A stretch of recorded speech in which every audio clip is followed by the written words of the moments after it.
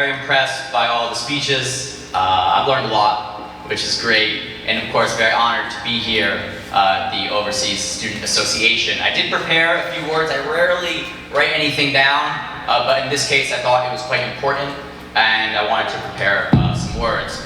So I was considering what to share today, and I know there's many great speakers who could speak to industry, specific knowledge, and people who are very successful in politics and in business, and I'm in the middle of that and perhaps achieved some success, but I can't say I'm quite there. And I'm going to say I don't have the key to make you motivated, unlock your potential. I don't have a crystal ball of what jobs in the future will look like, but I can provide some perspectives of how to make you resilient in a dynamic, changing world. How can you put yourself in the best position to succeed at every turn, no matter what your field or focus is? Of course, this organization today is all about students studying abroad. I never studied abroad formally, but I lived abroad in China for over 2 years. That helped shape my perspectives and inspired my entrepreneurial road as I am partners with one of the first people I worked for in China. So number one, I would say for students to focus on as you're entering your career is know yourself. I think this was said a little bit from other people. Know your strengths, and especially know your weaknesses. I remember I was attending the Harvard China Forum a few years ago, which was headlined by Ray Dalio, the founder of Bridgewater Capital and very successful investor. And he was speaking about some principles and observations in his career. And he was saying, do you know who the most arrogant and self-assured people at Bridgewater Capital are? Who are the people most confident in their decisions?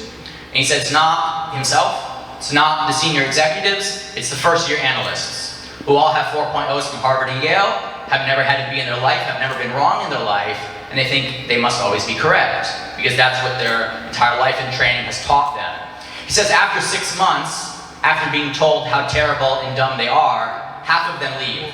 They cannot adjust, they cannot adapt, they can't really try to improve themselves on that level. It's too jarring. While the other half stay and try to proceed to actually improve themselves and take in the negative feedback positively.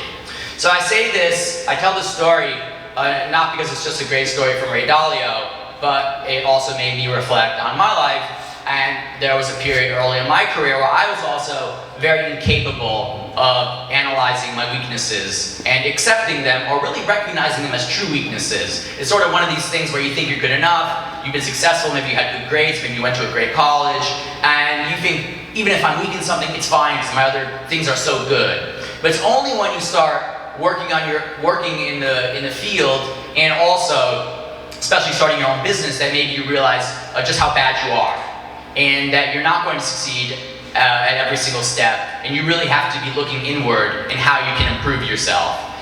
So that's something I say that I think is very important. When I started our first company with my business partner, he's my business partner and slash boss, and he yelled at me every day for a year, and it was a horrible experience. I really almost thought about quitting. I thought it's really, I can't do this, I can't seem to keep up. I remember even talking to my dad, and I never really talked to my dad in that way. And he was like, if it's too hard, just, you can do anything else, right? It's not a big deal.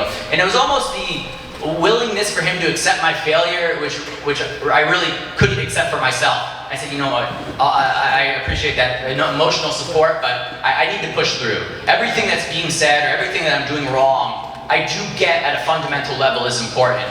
And can I have the resilience to push through, even when the unknown future is there? You have no idea to what extent you'll truly succeed. And then this leads into number 2, know the definition of hard.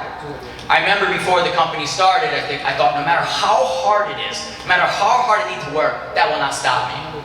But that's as if to say that working hard is the issue.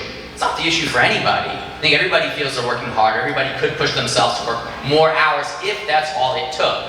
So what is hard? I remember prior to the company, I worked at China Radio International. I did news. I had to cut audio, and I had to do promos, and we had to edit the script, and it was really hard work. We had to work really, really fast. And at first, it was hard. I couldn't keep up. After a month, I could just keep up. After 6 months, it was boring. I could do it no problem. It was already something I mastered. So that wasn't, at the time that felt hard, but in reality, that's not what hard is. I would say that hard is knowing in situations where there is no workflow established, when nobody is telling you specifically what your tasks are for the day, can you figure out an organization strategy? Can you figure out how to solve problems where there is no roadmap in front of you? The unknown, how do you handle the unknown? That's very hard. To go through a list of tasks as fast as possible is learning a skill set that can be mastered, and then it's repeatable. But how can you be considering problems that maybe you've never encountered before, breaking them down and solving them? I remember it was in the first company, it was an export company, and it was very new for me. I had no idea the terminology or really how to approach it. But I remember I had a call with a vendor, and we were going to be buying product from them, and I asked certain key questions to get knowledge, and I was speaking to my partner, my boss at the time, and he asked me a few questions about how the call went. What about this, what about that, what about this? And I said, I don't know. I didn't ask that. And he didn't give me a list of questions to ask prior. He said, you need to talk to this company, you need to figure out what we need. And I hadn't asked those questions. And when he asked me those, in my head I was like, well, those are decent questions. I probably should know the answers.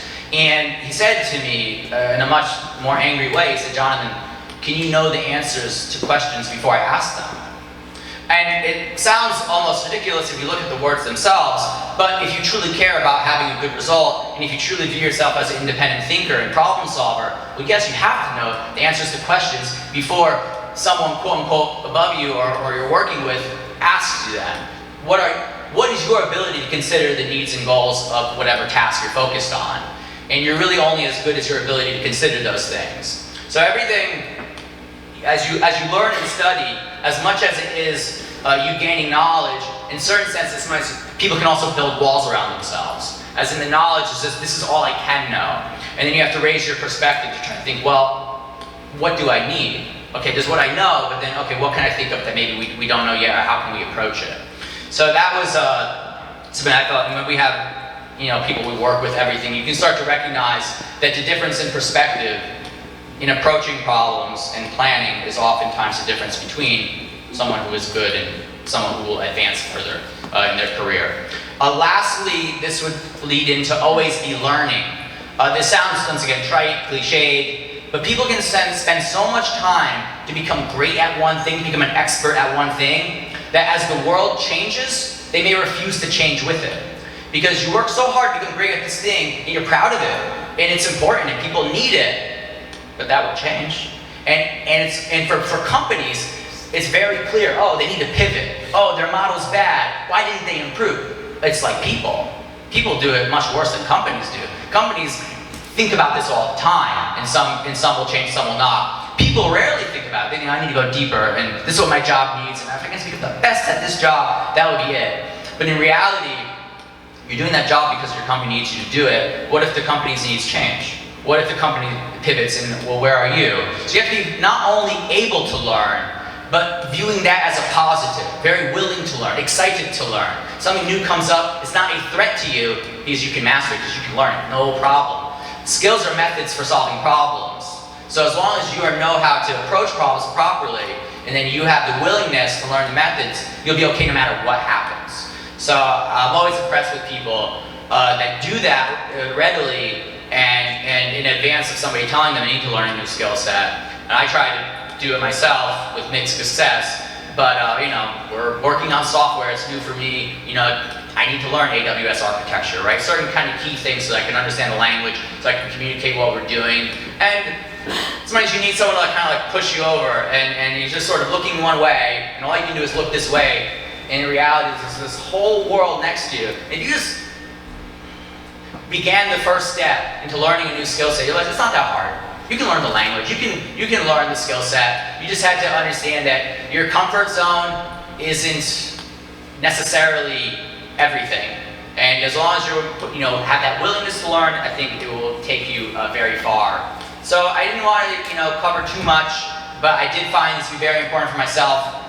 We work with students all the time in our education services, and I hope that perhaps these small pearls of wisdom may be helpful for you today. So yeah, thank you very much.